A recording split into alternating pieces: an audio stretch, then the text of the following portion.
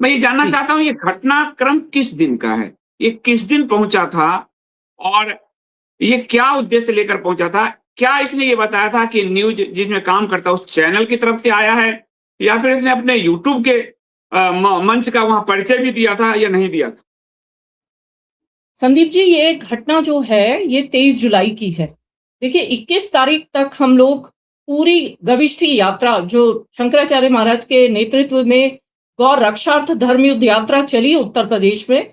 इस यात्रा ने अपने आप में एक विश्व रिकॉर्ड भी स्थापित किया है कि 403 विधानसभा में बिना रुके, बिना एक भी दिन का ब्रेक लिए किसी धर्मगुरु छोड़िए, ये पॉलिटिशियंस जिनके पास सारे संसाधन होते हैं, सारे रिसोर्सेज होते हैं, उनमें भी आज तक किसी ने ऐसी यात्रा नहीं की कि 403 असेंबली कॉन्स्टिट्यूएंसीज के लोगों से जाके गौ रक्षा की बात की हो, संवाद किया हो, आमने सामने बात की हो।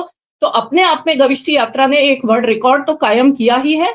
और मैंने एक महिला होने के नाते, मैं शंकराचार्य भगवान की शिष्य भी हूं, मैं बचपन से ही गौ सेवक हूं, हमारे घर में गाय हमने पाली है बचपन से ही। और बहुत सारे ये ऐसे कारण हैं कि एक सनातनी होने के नाते मेरा कर्तव्य था कि मैं ऐसे धर्म युद्ध में शंकराचार्य जी के साथ चलूं, जो कि हमारी जड़ों, हमारे सनातन धर्म से जुड़ा हुआ विषय है। जब सरकार ने, उत्तर प्रदेश सरकार ने अपना सारा जोर लगा लिया कि इस यात्रा को रोक दिया जाए। कन्नौज में आपने देखा कि ये यात्रा एक दिन के लिए रुकी क्योंकि वहां पे आयोजक पे प्रेशर डाल के रात्रि विश्राम स्थल कैंसिल करवा दिया गया। ऐसे ही अन्य अन्य स्थानों पे भी आयोजकों पे सरकारी प्रेशर डाल डाल के यात्रा को बाधित किया। लेकिन संकल्प, गौ भक्तों का संकल्प, शंकराचार्य जी का संकल्प इतना दृढ़ था कि सब बाधाओं को पार करते हुए भी यात्रा ने पूरे 81 दिन अपने पूरे किए।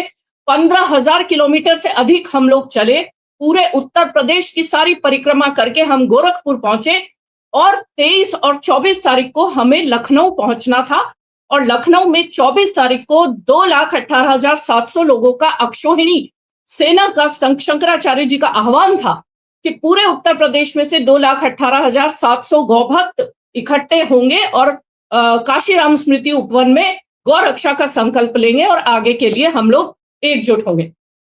तो कहीं ना कहीं उत्तर प्रदेश की सरकार इतनी डर गई इस पूरे घटनाक्रम से कि उन्होंने, आपको पता ही है, सभी माध्यमों से, सारे मीडिया चैनल्स में ये बात प्रेस रिलीज के माध्यम से भी और शंकराचार्य जी के वीडियो के माध्यम से भी प्रचारित की गई कि वो जो 2,18,700 लोगों का गौ रक्षकों का संकल्प सभा होने वाली थी उसके ऊपर सरकार ने रोक लगा दी, उसकी परमिशन नहीं दी। इस कारण से शंकराचार्य जी एक गेस्ट हाउस में रुके और वहीं से उनको ऑनलाइन संवाद करना तय हुआ कि भाई अब इन्होंने पैसा लेने के करीब 4.5 लाख जमा कराने के बाद भी अनुमति नहीं दी, तो अब केवल ऑनलाइन माध्यम से ही संवाद संभव है। तो 23 और 24 तारीख को हम लोग लखनऊ में ही थे और निरंतर निरंतर आप ये देखिए कि भले ही बाहर से लोगों को हाउस अरेस्ट, आने वाले लोगों को हाउस अरेस्ट करा जा रहा था, फिर भी गौ भक्त निरंतर मिलने आ रहे थे शंकराचार्य जी से। और मतलब आप ये मानिए कि 23 और 24 को उनको हर घंटा कम से कम 300-300 लोगों से मिलना पड़ रहा था और अपनी बात रखनी पड़ी। इतना व्यस्त कार्यक्रम होने के बावजूद अमन चोपड़ा ने शंकराचार्य जी से बातचीत करने की परमिशन मांगी, जो कि उसको उपलब्ध कराई गई। वो न्यूज 18 के प्लेटफॉर्म से अपनी बात रखना चाह रहा था। अब न्यूज 18 एक न्यूज चैनल है, प्रतिष्ठित है, और अक्सर हमने देखा है कि शंकराचार्य जी कभी किसी पत्रकार को डिनाई नहीं करते। उनको कभी भी उनका ये उद्देश्य नहीं रहता कि भाई कोई पत्रकार अगर उठ के आ गया है तो हम उसको रिफ्यूज ना करें, उसकी बात सुने, अपनी बात कहें। इसको परमिशन दी गई, मात्र ये मानिए कि 30 से 35 मिनट आप वार्तालाप कर पाएंगे क्योंकि इससे अधिक उनके पास समय ही नहीं था।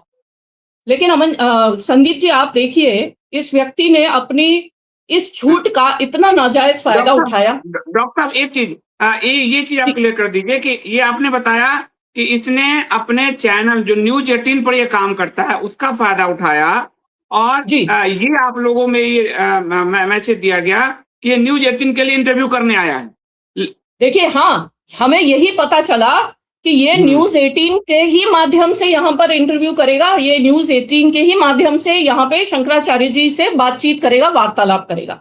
अब देखिए इसके जो ये नया जो यूट्यूब चैनल इसने शुरू किया है अभी, हमें इसके बारे में कोई जानकारी नहीं थी संदीप जी, हमें इसके बारे में कुछ पॉडकास्ट है उसका, उस जी इंटरव्यू जी का जी पहला ही पॉडकास्ट है, अभी पॉडकास्ट भी नहीं हमें किया। तो यानी ये एक पत्रकार के नाते इसने आप लोगों को धोखे में, भ्रम में रखा पूरी शंकराचार्य जी की टीम को। संदीप जी बिल्कुल बिल्कुल पूरी हम लोगों का, हम तो पल पल, क्योंकि शंकराचार्य जी के साथ हम लोग यात्रा में थे। मैं स्वयं जो शंकराचार्य चतुरंगिनी का उन्होंने मुझे महिला विंग का दायित्व दिया है, तो मैं पूरे टाइम हर मीटिंग में, हर पब्लिक उद्बोधन में शंकराचार्य जी के सम्मुख ही उपस्थित रही हूँ।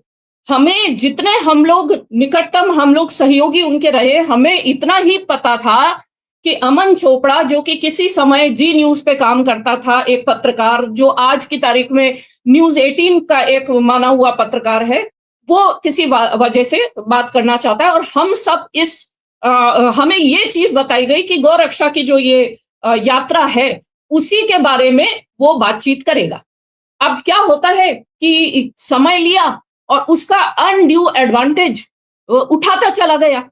जब बात जहां से शुरू हुई, गौ माता की रक्षा वाले मुद्दे से शुरू हुई, परमिशन ना मिले वहां से शुरू होते होते जब ये व्यक्ति अन्य विषयों पे आ गया, आप देखिए 7:30 बजे, सवेरे 7:30 बजे से इस व्यक्ति ने बात करना शुरू किया। हमारे ओर से आधे से 35 मिनट 40 मिनट से अधिक इसको टाइम नहीं दिया गया था, क्योंकि उसके बाद हमारे बहुत सारे कार्यक्रम लाइंड अप थे। आपको जैसा कि मैंने बताया कि कहाँ तो 2,18,700 लोग आने वाले थे, जो कि तय हमारी सीमा थी। और जब उनको हाउसे तो भी 2, 2,500, 3,000 लोग मतलब हर रोज आना शंकराचार्य जी की शरण में उनसे बात करने के लिए, उनसे मिलने के लिए आ रहे थे नित्य। इतने बिजी शेड्यूल के बाद भी इसको समय दिलाया गया, क्योंकि एक पत्रकार का शंकराचार्य जी आदर करते हैं। पत्रकार जो स्तंभ है ना, जो 4th स्तंभ है, शंकराचार्य जी उसका बहुत सम्मान करते हैं कि आप लोग और संदीप जी आप जैसे लोग तो वाकई में इस 4थे स्तंभ को संभाले हुए हैं। लेकिन अमन चोपड़ा ने तो पूरी पत्रकारिता का जो अपना करियर, उसका जो करियर रहा है आज तक का, उस पे जो कलंक लगाया है वो कभी धुलने वाला नहीं है, कभी नहीं धुलेगा। उसने जो हरकत की है ना, वो बहुत ही नाजायज हरकत, मतलब येलो जर्नलिज्म शब्द तो बहुत छोटा पड़ गया इस व्यक्ति की हरकतों के आगे। मैं स्वयं प्रत्यक्षदर्शी हूं। 7:30 बजे से इस व्यक्ति ने इंटरव्यू करना शुरू किया हम लोगों की ओर से बार बार। जब 8:30 बज गए, उसके बावजूद ये छोड़ नहीं रहा है एक के बाद एक प्रश्न। और शंकराचार्य जी की आदत है, गुरुजी की एक ये बात है कि वो जब तक पत्रकार प्रश्न पूछते हैं वो उपलब्ध रहते हैं। वो चाहे उनको व्यस्तता हो फिर भी वो कोशिश करते हैं कि पत्रकारों को पूरी तरीके से संतुष्ट किया जाए। जब अन्य हमारे जो सहयोगी साधु संत ब्रह्मचारियों, उन्होंने याद दिलाया कि आपका समय ओवर हो गया है, आपको जितना समय दिया था उससे ऊपर निकल चुके हैं और अब हमें अन्य मीटिंग्स करनी है, अन्य स्थानों पे जाना है, एक व्यक्ति के स्टूडियो का उद्घाटन करने शंकराचार्य जी को जाना है, एक जगह पादुका पूजन के लिए जाना है। ऐसे सारे कार्यक्रम हमारे लेट होते जा रहे हैं। उसके बावजूद अमन चोपड़ा ने मर्यादा का उल्लंघन किया। इतने बड़े पद के महान आचार्य से अगर आप कुछ बात करने जा रहे हो तो आपको उनके समय के हिसाब से अपने आप को ढालना चाहिए। आपको जो समय सीमा दी गई थी, पहला तो इस व्यक्ति ने उस मर्यादा का उल्लंघन किया।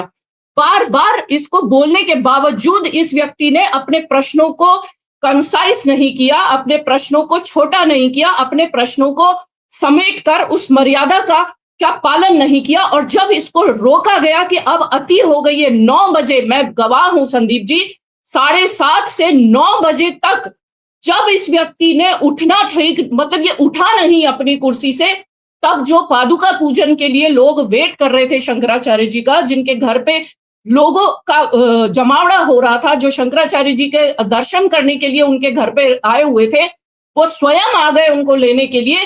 तब शंकराचार्य जी को उठना पड़ा कि भैया, तब भी वो प्रश्नों से डर के नहीं उठे, वो तब इसलिए उठे क्योंकि जिस जगह उनका पादुका पूजन निर्धारित था वहां लोग कम से कम पौन घंटा 1 घंटा से बैठ के दूर दूर से आकर उनका इंतजार कर रहे थे।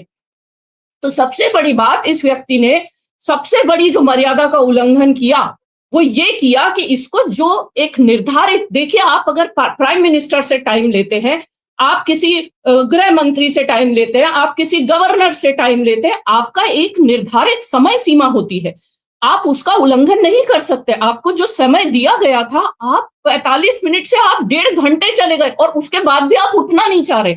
और अगर थोड़ा सा इसको बोला, पहला तो इसने फ्रॉड किया कि टीवी 18 का पत्रकार बन के गया और इंटरव्यू अपने यूट्यूब चैनल के लिए लिया, तो पहला फ्रॉड इसका ये हुआ। बड़ी गजब की बात है, ये बहुत गजब की बात है। इस व्यक्ति ने, हाँ, दूसरा समय की मर्यादा का इसने उल्लंघन किया और जो समय दिया गया उसको पार गया।